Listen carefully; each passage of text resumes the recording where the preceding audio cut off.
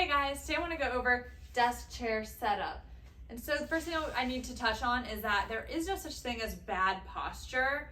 Our bodies are meant to be able to move and live in a variety of different positions. And so you don't need to be worried about being in a bad posture. But what you do need to be conscious of is when we're spending too much time in one position. So our nervous systems, our bodies hate static postures. So that's why sometimes after we go on a road trip, we tend to have some low back pain or some neck pain, etc.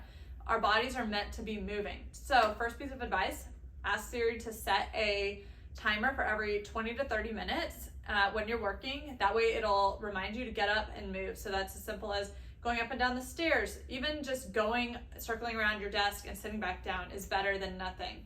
That is gonna help just break up that static positioning. So get moving, but then the second thing I want to address is that there is a more ideal way to stack our body to reduce forces through our joints. And the way to do that is to get our ears over our shoulders, over our hips. The reason we want to do that is if you think of your head being the same weight as a bowling ball, it's much easier to hold a bowling ball close to you than hold it all the way out here. It's because there's a lot more force going through your arms when you're trying to hold a bowling ball all the way out here, right? Same thing with your head and your shoulders. So if we're constantly living in this position where our head is out and our shoulders are away from our body, that's a lot of compressive force through the spine.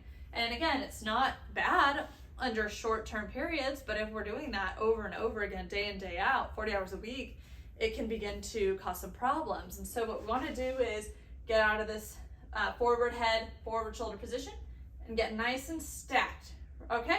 Reduce the compressive forces, but easier said than done, right? Most of our chairs have a nice little lumbar support, even in our cars nowadays.